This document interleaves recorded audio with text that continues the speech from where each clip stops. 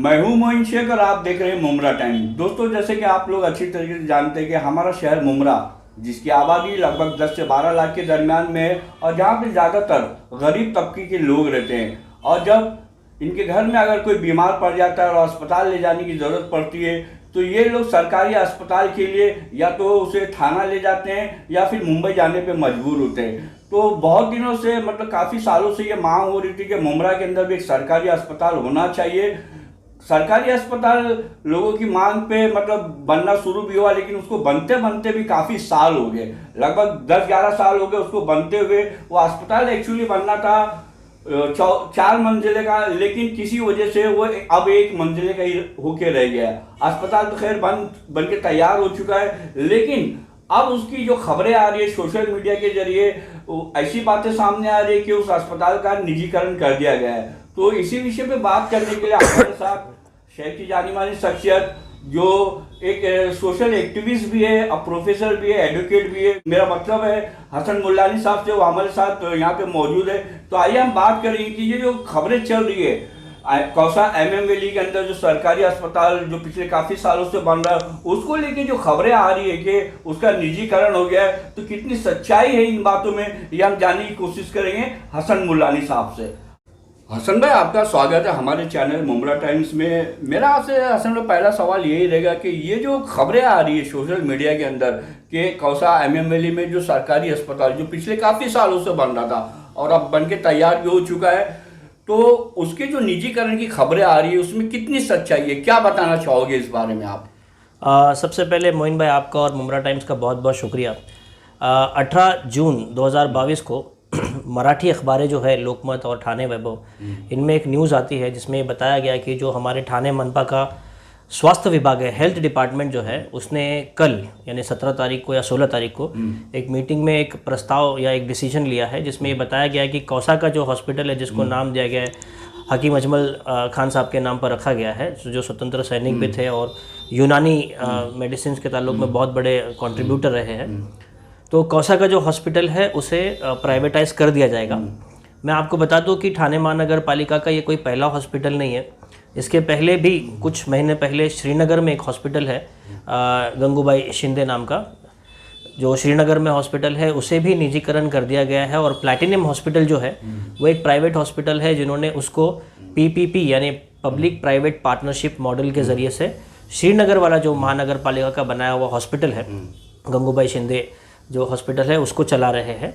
वहाँ पर भी जो डिसीजन लिया गया उसी अंदाज से कौसा का जो हमारा इकलौता महानगर पालिका का जो 10 साल से बन रहा हुआ हॉस्पिटल है, उसको भी प्राइवेटाइज करने का फैसला लिया गया है। तो क्या ये फैसला सही है? क्या लगता है आपको कि हमारे शहर की जो जनता, जहाँ ज़्यादातर गरीब तबके के लोग रहते हैं, रोज़ कुआं खोदना, रोज़ पानी पीना, तो ये जो डिसीजन लिया गया है उसके निजीकरण का, क्या ये सही कदम है? देखिए, एक सामान्य नागरिक अगर बात करें, एक नॉर्मल सिटीज़न जो चाहता है कि हमारे को यहाँ हमारे सरकार हुकूमत की तरफ से, महानगर पालिका की तरफ से तमाम फैसिलिटी फ्री में दे, फ्री में मिले, हमें तमाम बीमारियों का इलाज वगैरह सब कुछ फ्री में हो या कम पैसे में हो, तो वो लोग बिल्कुल नाराज़ होंगे। मुझे भी बहुत ख़राब लगा। लेकिन अगर हम हमारे महानगर पालिका की फ़िलहाल की कंडीशन देखें, अगर अभी का हालत देखें, तो हमारी महानगर पालिका ऑलरेडी जो कलवा का छत्रपति शिवाजी महाराज रुग्णालय हॉस्पिटल है, जो 100 बेड से भी ज़्यादा बड़ा है, उसके अलावा उसी में एक मेडिकल कॉलेज भी चलाते हैं जिसमें बच्चे अलग अलग कोर्सेज करते हैं, MBBS करते हैं। इसका जो बोझ है,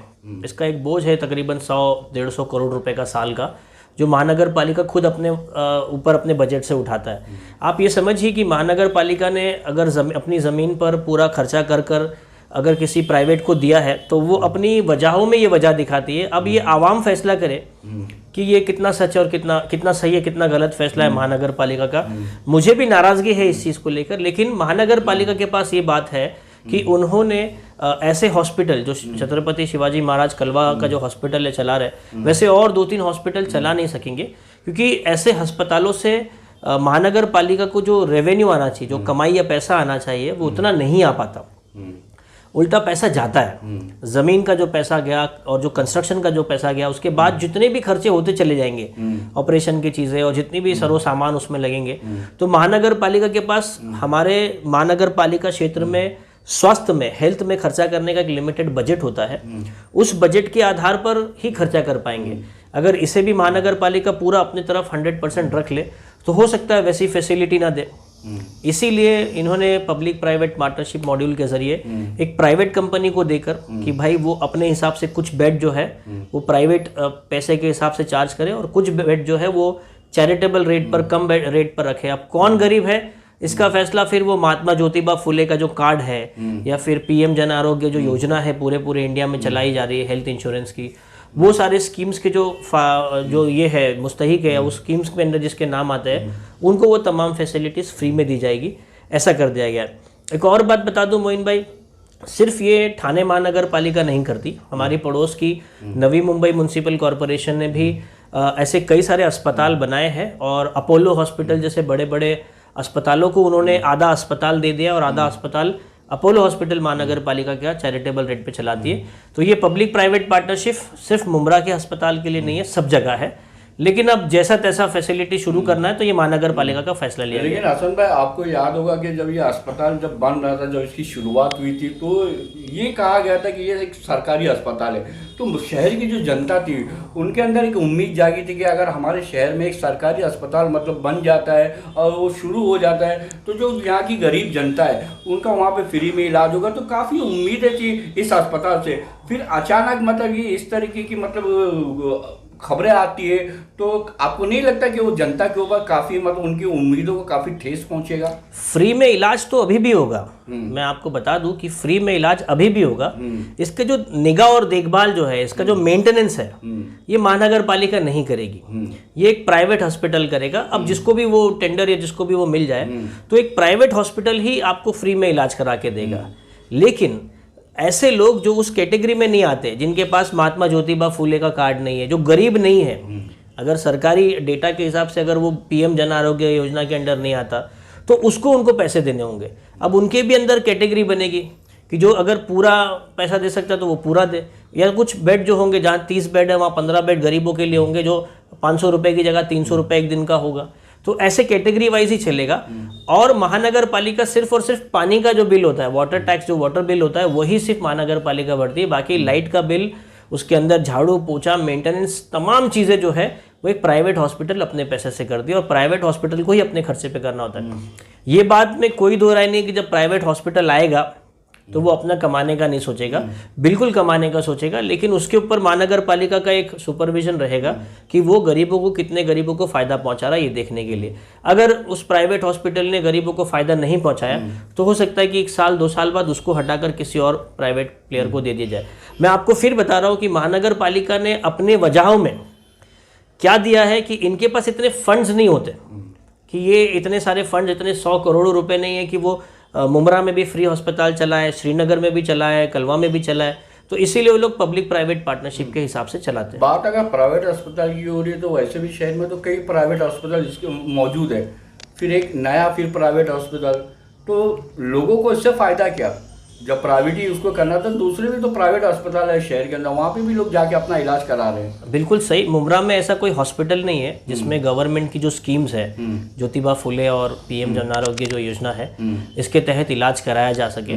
पहले कालसेकर एक वक्त पर हुआ करता था, लेकिन बाद में वो कोविड हो गया, उसके बाद उनकी सारी फैसिलिटीज़, अब तो कोई और मैनेजमेंट है, उसके बारे में ज़्यादा मालूमात नहीं है। तो जो सरकारी फैसिलिटीज़ जो हॉस्पिटलों को होती है वो हमारे मुंब्रा के हॉस्पिटलों में नहीं है, प्राइवेट हॉस्पिटलों। तो ये एक लौता प्राइवेट हॉस्पिटल होगा जिसमें सरकारी योजनाएं भी चल सकती है। मतलब ये एक बेनिफिट है, ये एक बेनिफिट है और इसी से बताया जा रहा है कि इससे आवाम को फायदा होगा।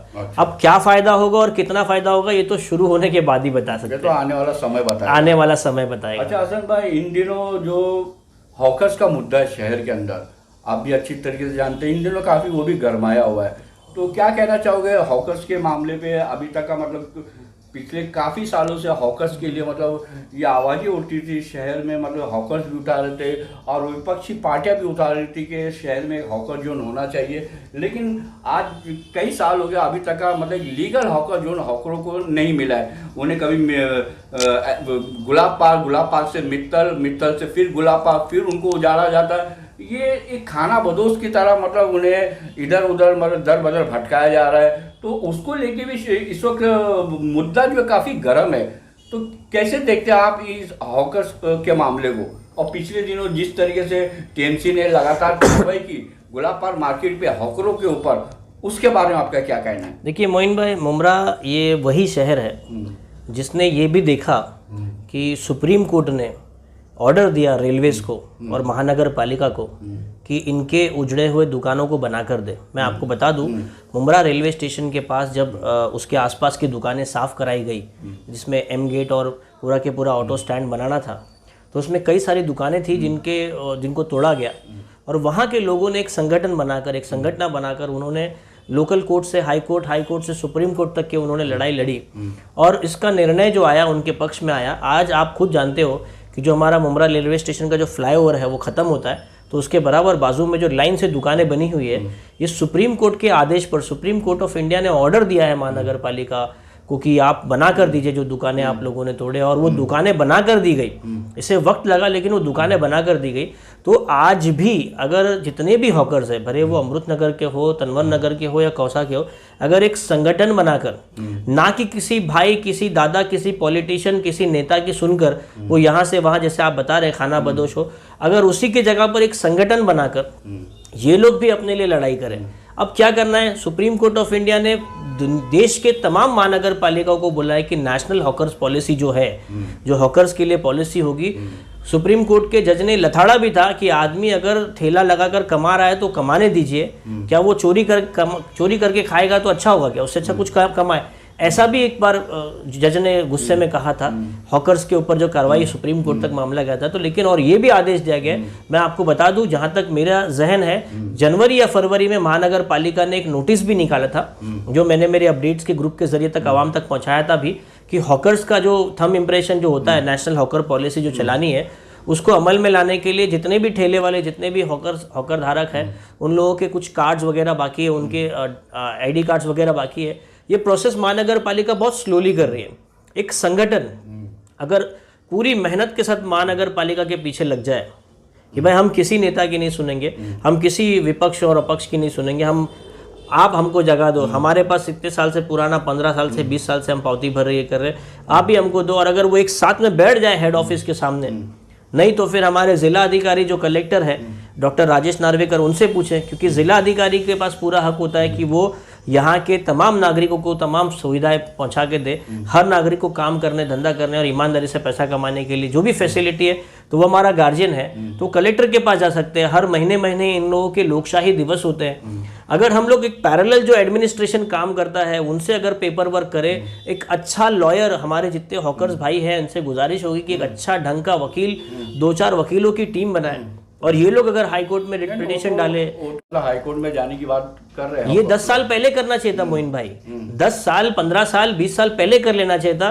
गुलाब पार्क पर कोई पहली बार कार्रवाई नहीं हुई है, कई बार हो चुकी है। और मुझे भी याद है 2020 में जब लॉकडाउन था, बाजार के टाइम पर भी कार्रवाई हुई थी। तब हम लोगों ने यस वी कैन फाउंडेशन की तरफ से एडवोकेट अब्दुल कबीर चौधरी, मोहम्मद शेख भाई, मैं, हम लोग सब जाकर वहाँ पर जाकर जो ऑफिसर्स थे वहाँ काफ़ी तमाशे खड़े कर दिए थे हम लोगों ने, जिसके बाद कार्रवाई रुकी। और हम लोगों ने उस वक्त भी मैसेज के जरिए ये कहा था कि जितने हॉकर्स चाहते हैं कि नेशनल हॉकर्स पॉलिसी का फ़ायदा उठाए, वो किसी वकील को अपॉइंट कर ले और किसी एक टीम वकीलों के साथ में मिलकर, जो 10 साल 15 साल पहले करना चाहिए था। आप वकील की बात कर रहे हैं, हाई कोर्ट की बात करके इनको मतलब हाई कोर्ट में जाना चाहिए। आपको नहीं लगता कि यहाँ की जो सत्ताधारी पार्टी है उसके जो मतलब एमएलए है, जो नगर सेवक है, क्या ये उनकी जिम्मेदारी नहीं बनती कि उनको एक लीगल हॉकर जोन बना के दे? देखिए, एक बात आप समझिए कि हॉकर जोन जो है ये महानगर पालिका की जिम्मेदारी के अंडर आता है। महानगर पालिका को बनाना चाहिए। महानगर पालिका ने, जहाँ तक मेरे मालूमात है, 3 हॉकर जोन ऑलरेडी बना चुके हैं। पहला हॉकर जोन जो बड़ा विवादित रहा है अपने MM वैली के पास स्टेडियम के सामने, वहाँ पर अभी भी कुछ दुकानें हैं। तो अगर वो किसी को अलॉट की गई है तो वो वहाँ गए क्यों नहीं? और अगर उसके अलॉटमेंट में घोटाला हुआ है तो जिसकी दुकान छीनी गई है, अगर मैं हॉकर हूँ और मुझे अलॉटमेंट देना चाहता है, मेरे जगह पे किसी नेता को अगर मिली है, तो उसका मुद्दा कौन बनाएगा? उसकी लड़ाई कौन लड़ेगा? उसकी लड़ाई मोइन शेख लड़ेंगे, हसन मुनाली लड़ेंगे, या वो खुद आदमी लड़ेगा जिसकी दुकान गई है? तो उसको लड़ना है, उसको आवाम तक आना है। आज तो फेसबुक व्हाट्सएप बड़ा आसान है आवाम तक लाने की। देखो मेरी दुकान थी, इसको अलर्ट हो गई। दूसरा हॉकर जोन जो है हमारा आइडियल मार्केट का है। आप भी जानते हो कौसा में जो 2 माला 3 माले का जो आइडल मार्केट का है, उनमें भी अलॉटमेंट हो चुका है, लेकिन अब तक के नहीं। आज भी देखिए कौसा के रस्तों पे वही हाल है। तो इनके अलॉटमेंट जो है, जिन जिनको मिला है जगह, वो अंदर गए कि नहीं, और अगर अंदर गए तो बाहर कौन है। और तीसरा जो वो भी विवादित रहा है, जो फायर ब्रिगेड के पहले आसपास में जो बाबाजी पाटिल स्कूल के पास जो बनाकर एक स्ट्रक्चर मिला हुआ था, तो 3 हॉकर जोन महानगर पालिका ने जैसी टूटी फूटी शक्ल में दी हुई थी, इनका क्या हुआ। ये भी तो लीगल हॉकर जोन थे, महानगर पालिका लेटर दे रही थी, यहाँ जाना नहीं है या यहाँ गए नहीं है, जा नहीं पाए, किसी और को अलॉटमेंट हो गया। ये तमाम जितनी तकलीफ है, देखिए ये बहुत बड़ा मसला है शहर का। हॉकर जोन जो है बहुत बड़ा मसला है। आज ये फिर बसेगा, 2 महीने में फिर बसेगा, फिर किसी दिन बात होगी, फिर किसी दिन तोड़ दिया जाएगा।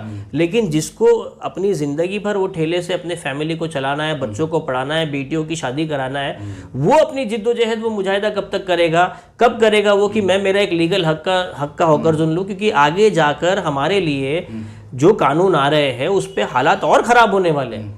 कब तक किसी भाई, दादा, किसी नेता, किसी पॉलिटिशियन या किसी समाज सेवक, किसी विपक्ष अपक्ष की ज़रूरत पे आप लटके रहोगे कि फला भाई ने बोल दिया यहाँ खड़े रहो, फला नाना ने बोल दिया खड़े रहो, फले साहब ने बोल दिया। ऐसा कब तक चलेगा? आप अपने हिसाब से कीजिए ना।